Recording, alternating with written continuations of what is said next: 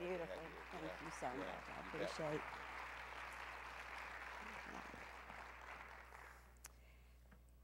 The president was the first woman, and then the next three that told their stories, and they are so awesome and so sincere and delightful and a hard act to follow. And then that lovely introduction, of course, from the bishop.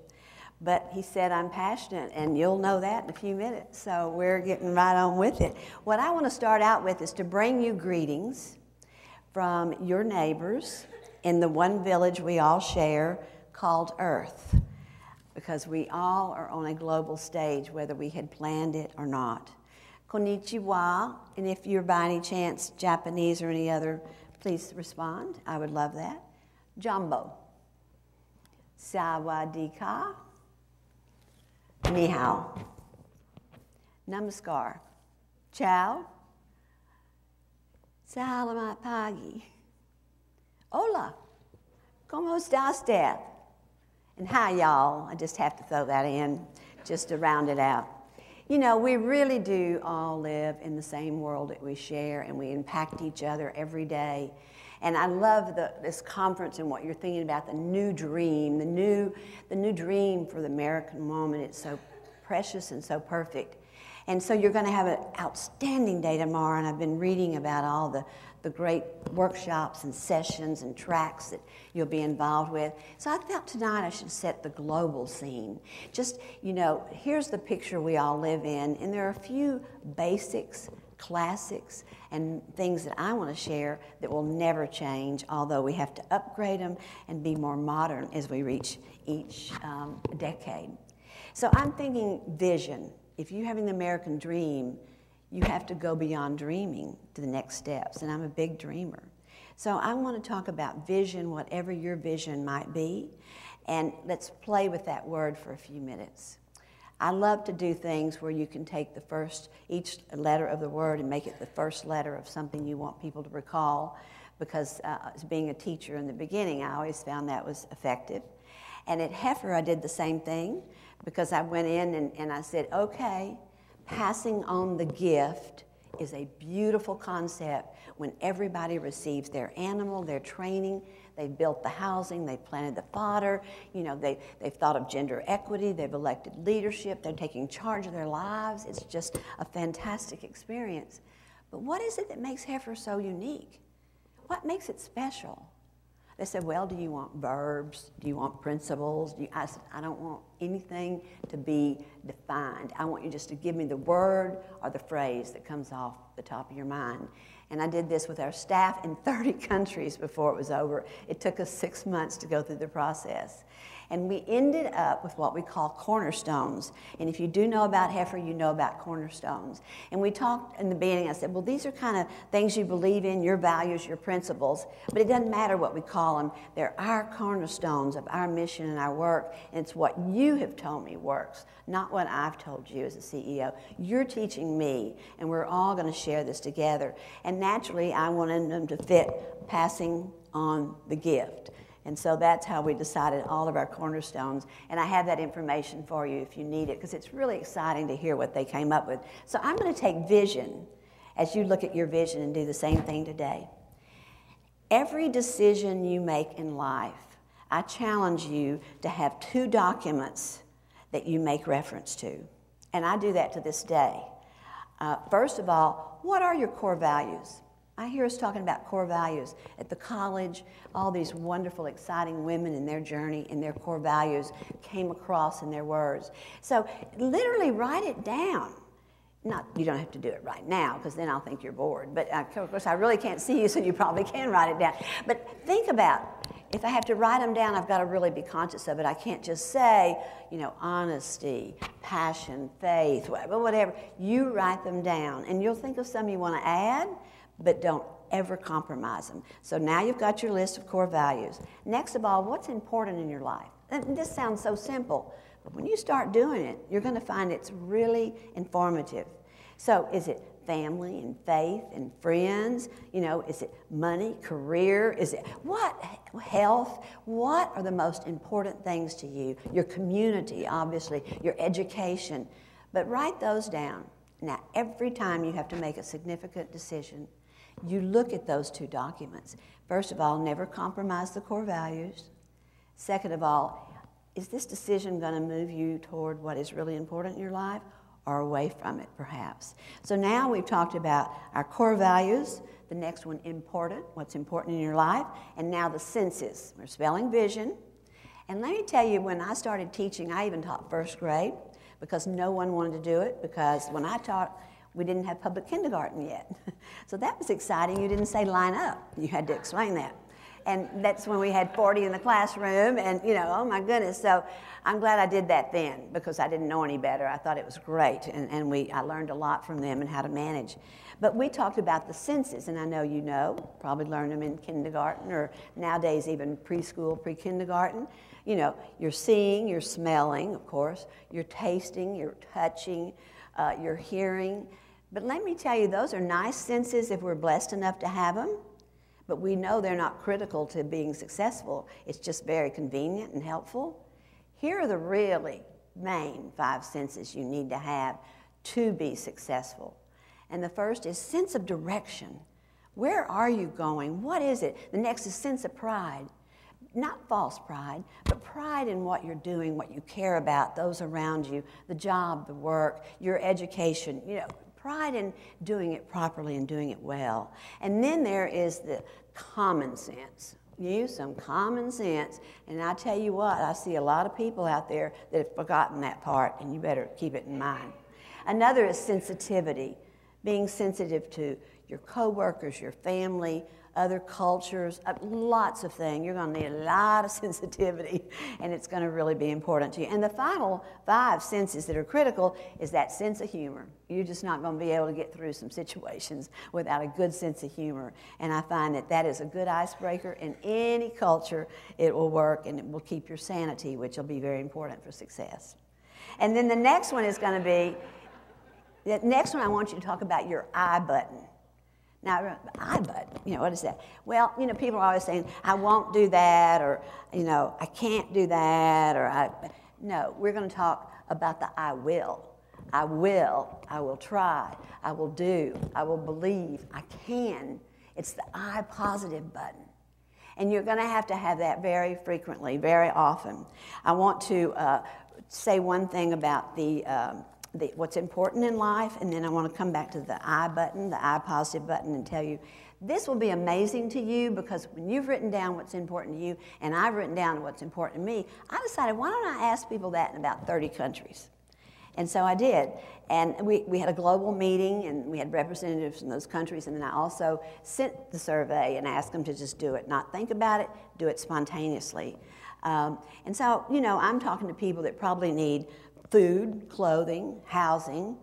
Boy, I bet they'd like to have a TV or radio. I know they'd like to have a toilet. We even heard some that said that here. I mean, that's important. Maybe eyeglasses, maybe have their teeth fixed. I mean, a refrigerator, maybe some nice clothes. Just think about what might be really important and what they want. The reason I brought this is I want to tell you what they said.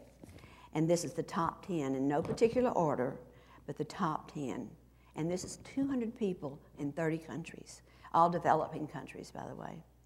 Family, love, peace, spirituality, health, friendship, a livelihood, education, justice, dignity.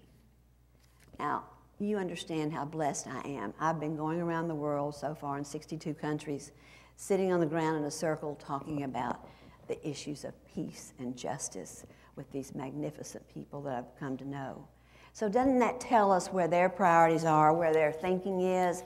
That is where you're helping those. I'm blessed to know them and see them firsthand.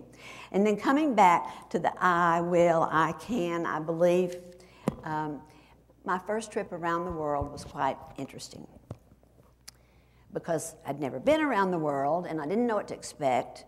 And I started out just going to Atlanta from Little Rock. We had an emergency landing. They brought the fire trucks and all the things. We had the oxygen mask, you know. I mean, I was just in Atlanta. I hadn't gone very far. they had to bring in new equipment, and we were delayed, and then the next stop was New York. Well, we had to wait till the next day because we'd missed the flights in New York, and a 27-hour layover in New York. So still, I hadn't left the country yet, you know. And this wonderful woman from Pakistan was so nervous because she didn't speak much English, but she had told me that they told her not to leave the airport in New York because it's a very dangerous city.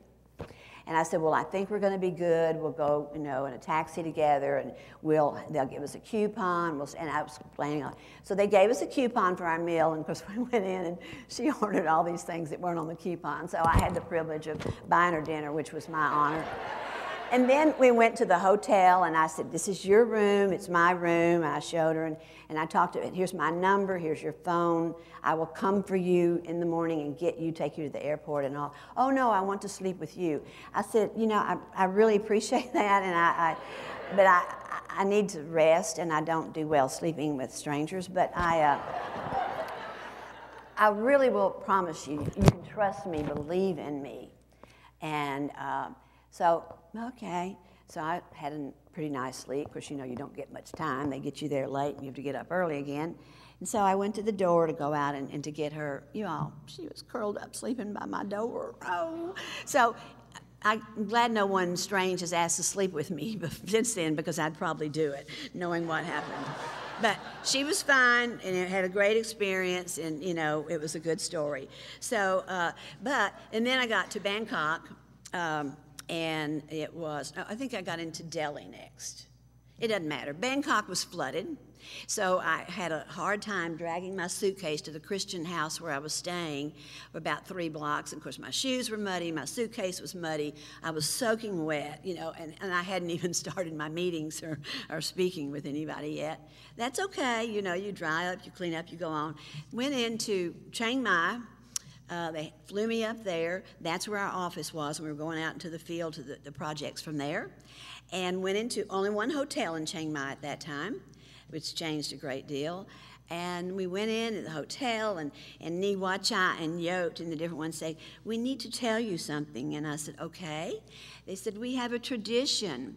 This tribe, the Aka tribe, it's very important when the VIP guest comes that they sleep and eat and talk and meet in one room with the chief and his top officials. So you will be sleeping with 8 men tomorrow night. Strangers that came sooner than I expected, you know, but so I thought about how that's going to work, you know. And I'm sure they did too, because they'd never had a female come in as one of the VIPs or the dignitary that they said. So I thought, I better get a good night's sleep, because I'm going to be there 3 nights, and I don't know how well I'm going to sleep, so I'm going to get rested. So I went to bed, and sure enough, about 12:30 in the morning, I was literally thrown out of my bed on the floor. Literally. We were having an earthquake, a major earthquake. And I thought, what is happening? And I went to the window, and everyone was getting on scooters and leaving. Well, I didn't have a scooter, and I didn't have time to leave because I had to get some sleep. And I'm serious. I lived in Japan right after World War II as a child, and I'd learned about earthquakes. So it stopped. I thought there, you know, I went back to bed and went to sleep. Got up my usual time and went downstairs ready to go to that village. And when I went into the lobby of the hotel, and let me just tell you what's funny, it tells you what age this, or what time this was. They were filming Air America. And I forget the movie stars, but my daughter goes, oh, Mother, you know, Robert Downey Jr. and somebody, Mel Gibson, you know, they were in the hotel. It's before they got to be bad boys, and then they got good again, I think. But they were in the hotel, and, you know, it was so, whoa, this is really exciting. So when I came down to the lobby, and I walked in, there were people that had come in from the villages in the downtown area, which was very modest, and they were standing there, and they all, oh, and I said, oh, Niwacha, is this a welcome committee? This is unbelievable. What is this about? He said, oh, no, the word has spread. You know, everyone else left the hotel, including the film crew and the celebrities and the movie stars. You're the only one that stayed after the earthquake. You are so brave. They're all so impressed. I said, oh, that's good. That's nice. I mean, I didn't want to tell him the truth. So here I get to the village, long road, walk, everything to get in there. And the word had already spread that I was really a brave woman. And it was a very serious, serious earthquake. And I'm sorry, part of the temple was hurt and different things. So now I'm to the village, and they've never had the woman come and visit. So here we are. I'm being introduced. And here's the chief, and here's the 7 men, and that was the biggest hut. So that's the room we sat in, the chief's, or the part of his hut. And we had to climb ladders, because they were all on stilts, to get up in that room. But they said, we are so proud. We know you're a woman, and you're used to something called a toilet. And I said, oh, thank you. Yeah, you know. And so they said, see, they were nomadic, and they'd never been settled on land very long, and they later developed latrines and things, but they hadn't done that at this point. And so they said, we built one just for you. Now, can you imagine? I mean, how many times do you build a room for your guest that's coming? They had 2 toilet bowls that had been given them by missionaries, but they don't have any running water or anything, so they were using them for ornaments. And because they were beautiful, you know, ceramic bowls. So they took the one from the chief's hut, his little home, and they went down the ground in the back a little ways, and they dug a hole and they buried it, and they put a rock on each side. That's what you will find for a restroom in many of those places. I figured men must have built it, because you stand on the rocks, you know, and the toilet is not above the ground, it's just flat. So, but that's all right. I've seen that in China and Nepal and all sorts of places, you know. And but it was a little shack around it. They'd taken scrap materials. I do have a concern. I hope that someone didn't show them a picture of an outhouse in Arkansas, but they probably did. But at any rate, they built my own toilet. So I knew that if I had to go down through the woods and down the ladder and all that at night, I better be careful. So I quit drinking liquid pretty early in the day. And before we went to bed, which still I wasn't sure how that was going to work, I said, I'm going to make a little trip. So I took my little pen light, went down the ladder, and I started down. I could see all these eyes, little varmints and things. Boy, I wish I'd had one of those big, you know, lights. But got down there. The door didn't move. It was, I think my husband could have built it. He's a lawyer, and that's not his thing, so it didn't. And so I looked up to slide in the door and everything, and there were 2 giant tarantulas right on the inside of the door. I thought, So I thought, I'll step behind here and they'll never know. I looked up, and here it is with the moonlight and all the huts on stilts in the entire village watching to be sure I'm going to be happy with my new place. So I said, dear Lord, you've gotten me this far. You can get me in and out of this door. And I just slid in without looking and took care of my little business, slid back out. And once again, everyone clapped.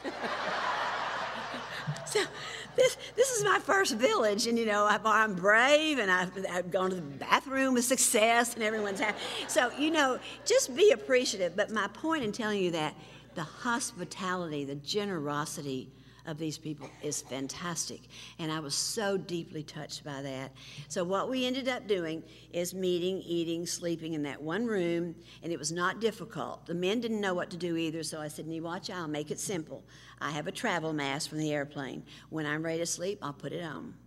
And you roll your mat out and you lie down, go to sleep. Next morning, you roll your mat up, you sit cross-legged, you meet, and they bring the food in, you eat. It was not complicated, but I was a little, but it worked. But when I put that mask on, you all, it was like I was gone. They just talked and talked, you know, and I didn't know a thing they were saying because, you know, it was all in their own local language. But they were comfortable with that. And you learn to adjust. So we were leaving, and I know this is long, but you have to know the circumstances.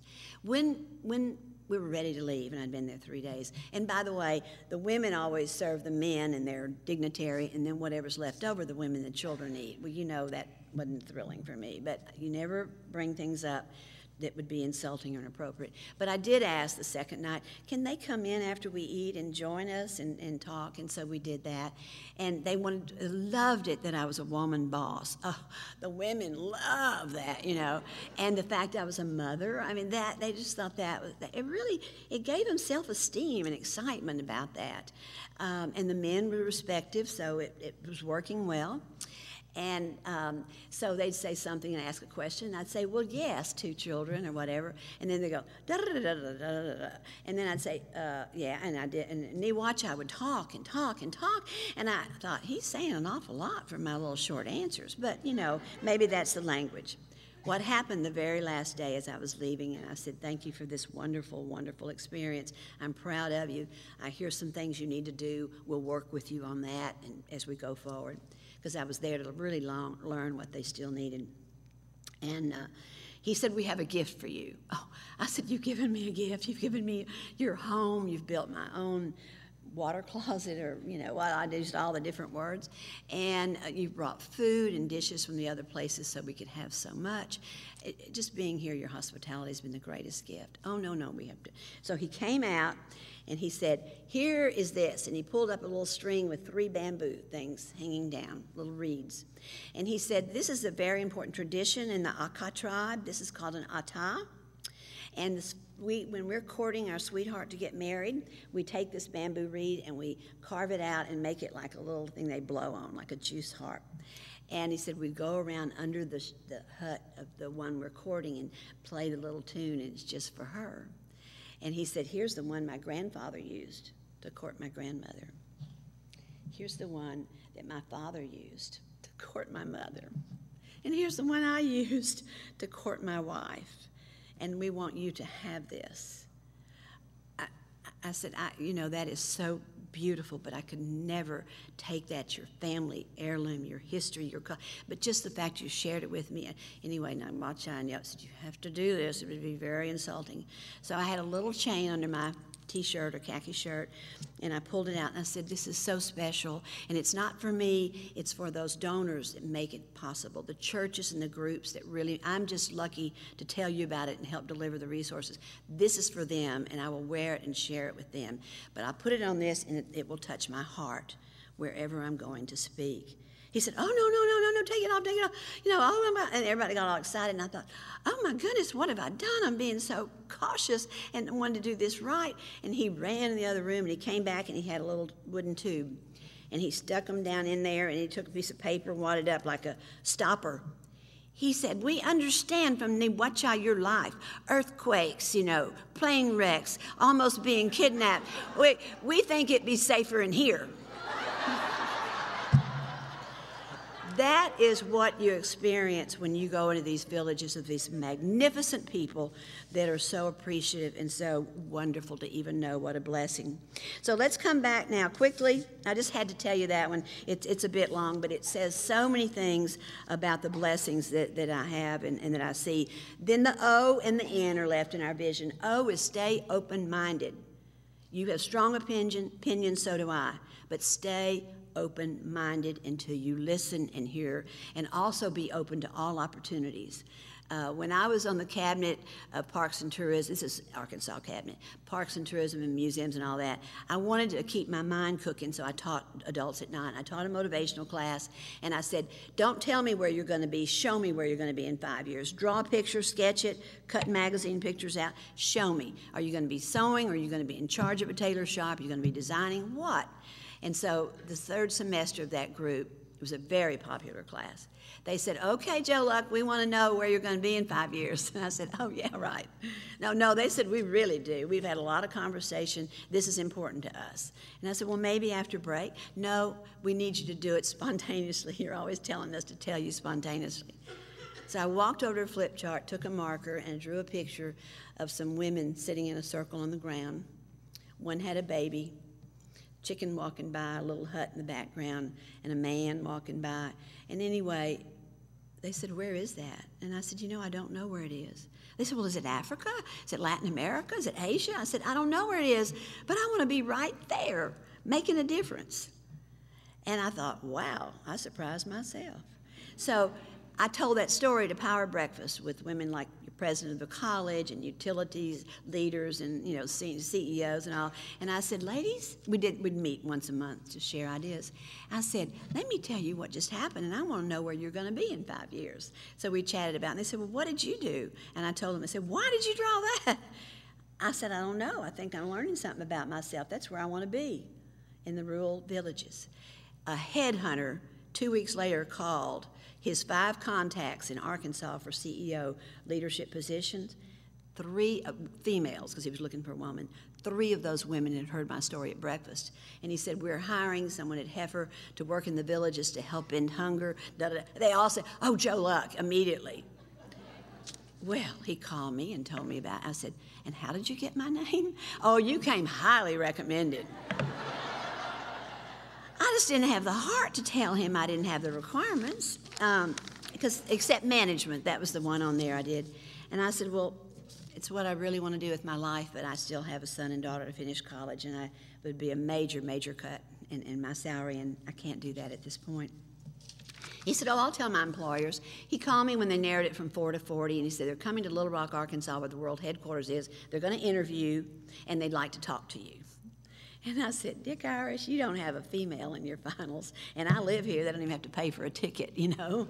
I said, I'll just come. I always want to know more about Heifer. I think that's very, very exciting. And so I was the last interview. I think it was after lunch, because they were all going to be sleeping anyway, and they knew that wasn't going to be very good. So do you know at 4:30 that day they offered me that job?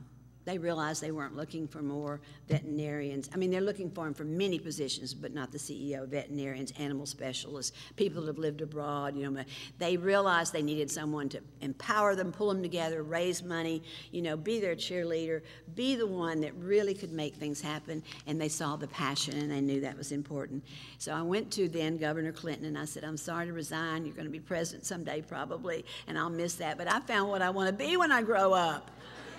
And I was 47. I mean, I was growing up, you know. You need to know that by the time you're 50 or 60. I mean, I'm hearing all these different things. But never think short term, because I've worked full-time 50 years, and I'm probably at the peak of my career. It couldn't be any finer. And I'm 70 years old, and I don't feel like it. And it's because of all the beauty and the opportunities that people I get to work with. And so if you have your health, you're very blessed to do these things. So now the final letter is Numchai.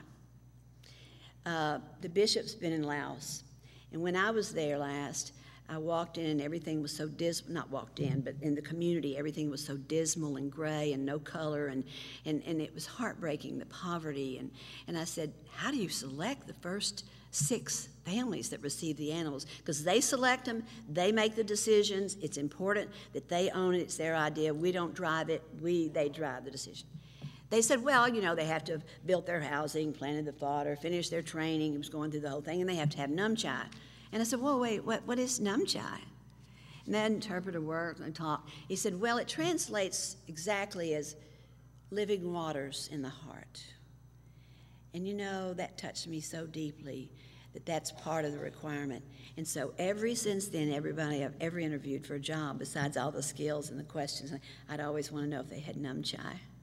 And it's important to everyone in their life. If you lose your Numchai, you're going to lose your passion and what it's all about, because that is your passion, your compassion, and your spirituality. So remember, your values, don't ever compromise. Your what's important in your life, the senses, the real senses you need.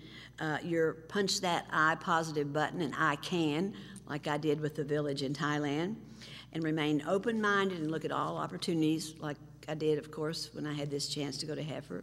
And then don't ever lose or forget your Numchai. Now, 7 is a lucky number. And, you know, luck works for me, right? I like that. That's good. And so I thought, oh, great. So let me use that lucky number, what we have to do every day to have a wonderful day. And all the wonderful ministers and bishops, listen very carefully, because what I'm going to say is 7 things to do to be sure you have a L of a day. Did you get that? L of a day. That's a letter, not a word. Because, you know, people say loser. Well, I decided we need to change that. So we're going to have a L of a day. And so I start out with, when you get up, No, and you know what's funny is when you're having something going on that everybody's grumpy, you do this, and people think we're saying loser, but the ones that really know the story know we're not. And we're probably saying they need to learn to have a hell of a day. Live the fullest every day. When you get up, that's your goal. Second, like the fact you have the opportunity to do that, even if you have to take a test or something. Like the fact that you have a day ahead of you. Then look out, look around you. That's not easy to do sometimes when you're rushing and you're busy. And then also listen. Listen to what people are saying. I've heard so many good things today I've already learned. But you have to definitely do that when you work in other cultures, other countries, even in your own community. Listen to each other. Listen to your family. Listen to your siblings. Listen, those people you get upset, your coworkers, your colleagues. And then love something every day. If it's not someone, love something. Even if it's what you're eating, it's the flowers, the fact you love this teacher, you admire them, and just love every day. And be sure you laugh before the day's over. So every day, live the life to the fullest. Like the fact you get that chance. Look around and out, not inward. Learn, love, and laugh. And then you're going to have one hell of a day, and it's just going to be so much better. The only other thing that I really want to talk about is the 7 steps to succeed, in my opinion, what I want to share with you. And I will have a little story. I can't see because of the lights, and they're supposed to warn me on the time because I want to be very respectful that I'm not overstaying my welcome. And so I don't know where I am in the situation, but I think, 15, 20 minutes maybe? Oh, 10. Whoops, okay. Well, we're moving right along here. I didn't really see that. 100 minutes? Okay, that looks better. Okay, 7 steps to succeed, and these are mine, and I'm not the great expert on this. But first of all, dream. You already know that. Did you hear these dreamers telling where that led them? Second of all, believe. And I mean really believe. Have you ever seen the picture of the little kitten looking in the mirror? But when you see the reflection, it's a big lion. That little kitten believed he was the big lion, and he believed in himself. You've got to believe in what you can do. Then you're going to have to try. Definitely going to have to try. I wanted to talk to Jeffrey Sachs that wrote Into Poverty to bring him to speak at an event for Heifer, and I didn't know him. So I wrote him an email that I quoted from his book. I'd love for him to speak, blah, blah, blah. And I don't agree with everything, but I liked some of the things he said, and I wanted to know more about Heifer. And I took a chance. I did the same thing with Peter Jennings. I wanted him to know about Heifer and speak and come. Do you know that Jeffrey Sachs answered me, and he said, I'm in Africa right now. When I get home, I'll look at my calendar. I'd be honored to come. Peter Jennings had done the same thing and became a great donor, and he and I even communicated by email when he was back in the field in Afghanistan. And when Jeffrey Sachs got back and he said, I'm so honored to be invited. I said, I'm so honored you're coming. I'm thrilled. And he said, I'm sorry, I was with Angelina Jolie. We were filming a documentary, and I was going, and he wrote my email back. He replied to my email. So it'll amaze you. If you don't try it, you'll never know. You have to try it out. And then you got to try again. That's the 4th thing you have to do. I love the quote, if you fall down 6 times, get up 7. Don't let it stop you. Keep trying again. And then this one's one of my favorites. Of course, achieve. That is everyone's favorite. That's what they're trying to do, is to achieve. And in Zimbabwe, the word for that is tinagona. It is achievable. And I sat in a dream circle with these women that didn't know they could dream, but later they realized they could, and they told me it is achievable. We can dream. And then breathe. You know what that means? Stop and reflect on what just happened, what you've done with your life, whether it's weeks, months, or years to get there. Breathe, appreciate, reflect. What did I learn? Thank you, God, or thank you, family, or thank you, friends, whatever it might be, that we could achieve this together. And then pass on your gift, whatever you learned or whatever you received. And then, you know what the next step is? That's 7, right? The next one is you dream again, and then you start the whole cycle over and you go through it. And I promise you, if you'll keep that in mind, you will not get defeated. You're going to look at what's important, and you're going to remember core values, and you're going to believe, and you're going to accomplish. So in my closing, paragraph with your much indulgence and attentiveness. Thank you so much for that. Oh, I do want to read this one thing that I just recently saw, and this is whether you're teaching, business, construction, whatever you're doing, to know your customer business, and it applies definitely to my work going into the different cultures, and many of you will end up being global. You'll be amazed what happens as I went from first grade to CEO of a global organization. Go to the people, live with them, learn from them, love them, and this is a lot like what I say myself, but more articulate. Start with what they know, build with what they have, but with the best leaders, when the work is done, the task accomplished, the people will say, we have done it ourselves. And that is truly what you want to hear and what you want to see as a goal. So I did jot down this so I wouldn't wander, because I do love all these things and I get carried away.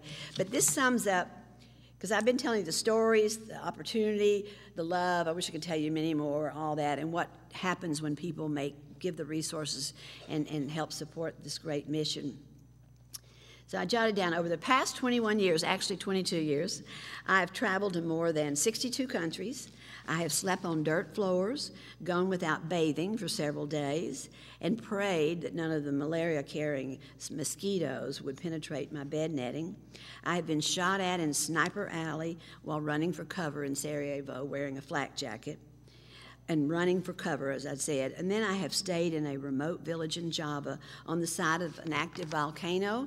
Mount Merapi actually erupted 2 years ago, and it wiped out the village where I'd stayed, and that just breaks my heart. But many of their family and the other communities are carrying on their great work.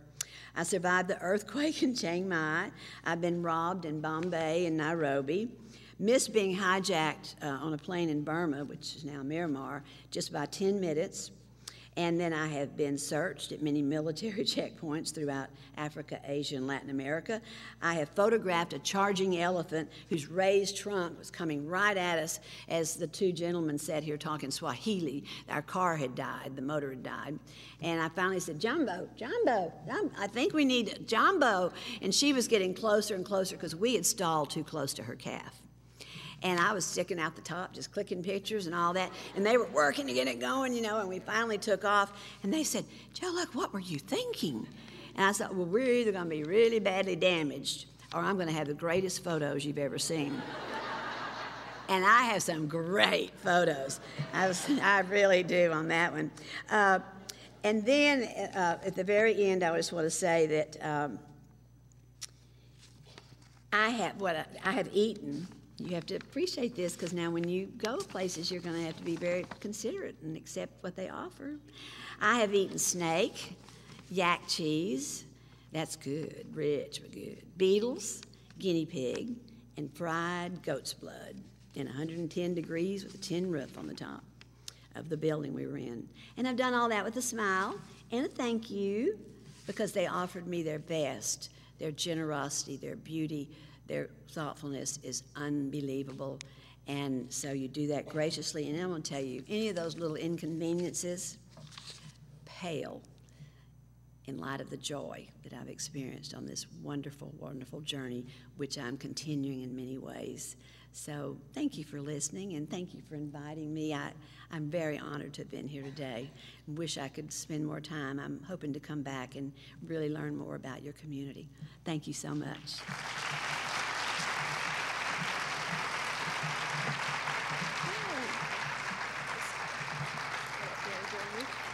This must be the hook. Oh, come off the stage. It's not the hook. No, it's not the hook, Okay. not quite. Not right. Ladies and gentlemen, would you please join me once more in thanking Jo Luck for her powerful message and remarkable work. Thank you.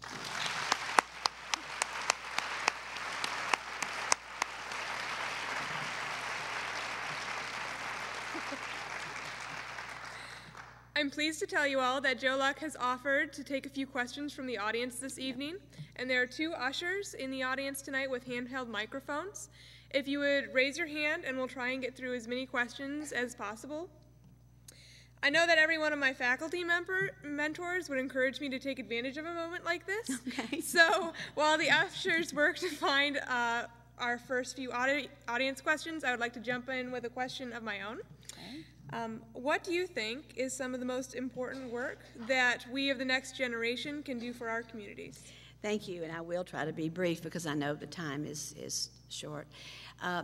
Please correct a lot of the mistakes that we have made, these generations before you.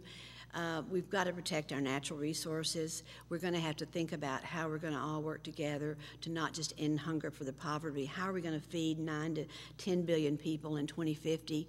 It's going to take all of us at every walk of life to make that happen, because food insecurity is serious, the water depletion is serious, waste is serious, and we waste too much in this country, and I'm sorry, we use too much energy. So we're going to have to look at our environment, but we're also going to have to look at how we can empower those around us. You know, hunger and poverty, it's not a dark hole, it's not fruitless and hopeless, because you can see with a few resources what people can do. We need to empower them not to be just subsistence farmers, but they'll become entrepreneurs, successful, build their community, become strong citizens, and so we've got to keep faith in them. And the agribusiness and large corporations need to understand that and their impact on them, and we need to listen as NGOs and nonprofits what they're doing that might be valuable in our work. We've got to talk to each other. I'm not very thrilled with our Congress right now because they don't seem to talk to each other, but we don't want to act that way as citizens. We're going to have to come together. Thank you.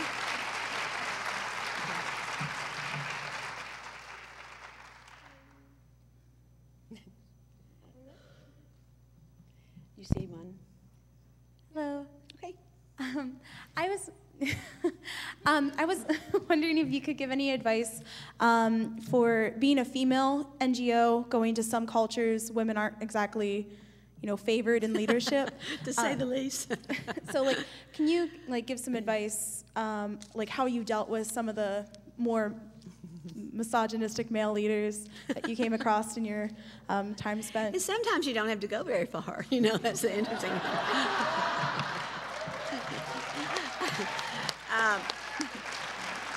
I love men, and those men that particularly understand how important we both are in this picture. I really like those.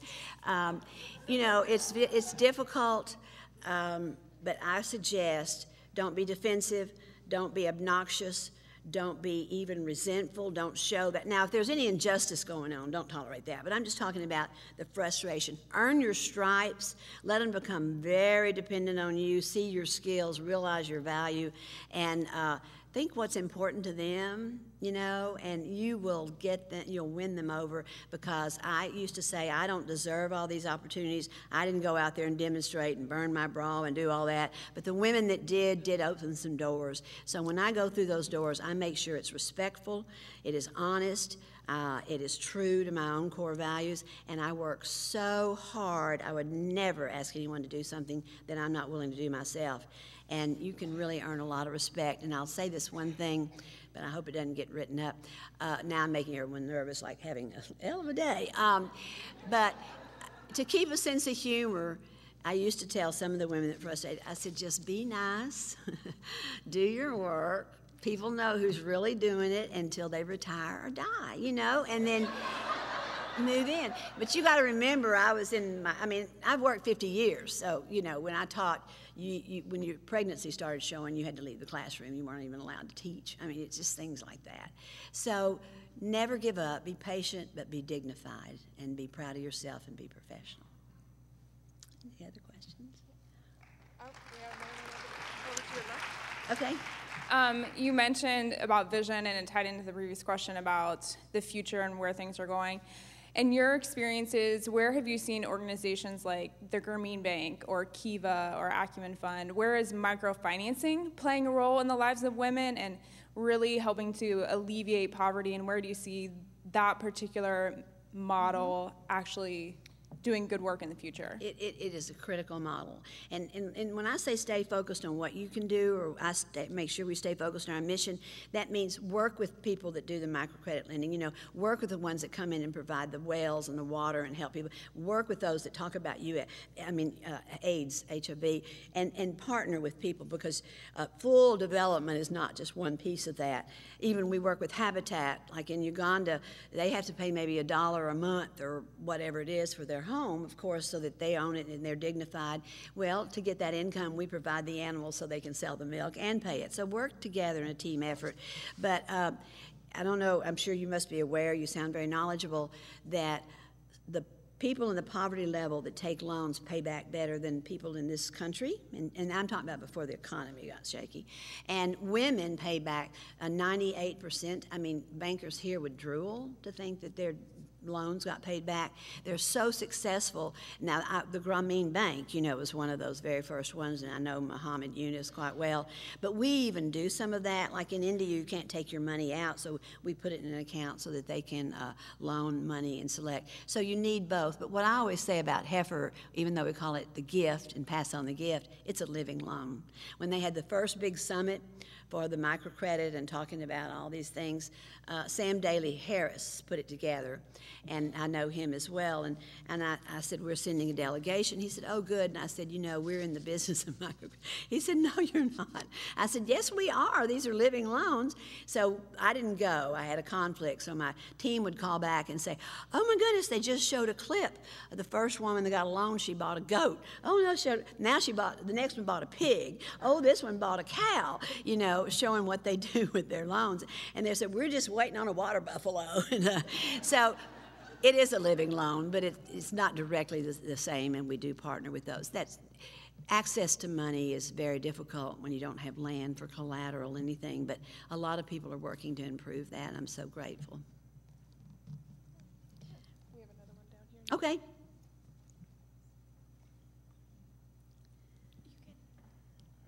I just have a comment to make. First of all, for everybody younger than 70, age does not define us. Even older. Absolutely. Even older, really. Absolutely. Think about when you're going to be 70. Are you going to be like her? I'll be 70 in 7 years, and hot L, I want to be like her. You know, that's why I speak at a commencement every year somewhere, and I'm so blessed to do that, because that's, to me, a great honor. That's like performing a marriage ceremony for a couple. It's so special. And I'm always saying, you better think long term, because when I graduated, I went to Hendrix College in Conway, Arkansas, which is a Methodist school, and one I was very proud to attend. And I spoke at commencement, and I said, let me tell you, 40 years ago today, I graduated, and who knew I'd still be not even at the peak yet in my career. So you're very wise.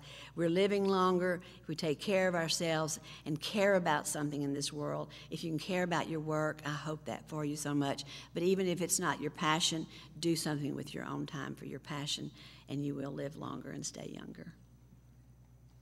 Thank you for that nice comment. That wrap up. Well, thank you. Those are lovely questions, and you were such a good audience. Thank you. I wasn't sure anyone would come tonight, because I know tomorrow's a big day, and it's hard to give this much time, but I'm really honored to be here, and bless you each. And let me just say good luck from Joe Luck. Okay. All right. This is it. Another question? No, just before you go, I would like to present you, Joe Luck, with a small token of Otterbein's appreciation for the lessons and wisdom you have shared with us this evening. President Crendel, along with many of my other mentors, have reminded me that great minds need and deserve a place for them to record their next big idea, important question, or insightful reflections. That is so true. So in that spirit, we would like to give you this blank journal. I love it. I mean, I have all kinds of journals, but this one's leather. I love it.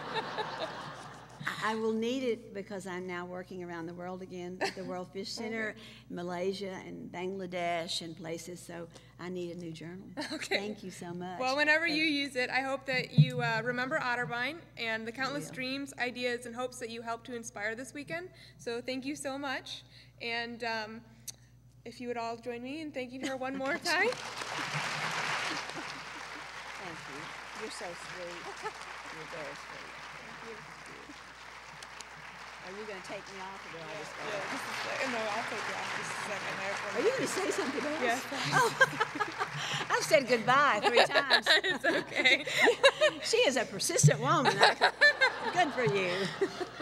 I'd just like to thank you, the audience, for coming and joining us this evening. And for those of you who will continue on with us tomorrow at the summit, we look forward to all the great work ahead. So good night. Good night.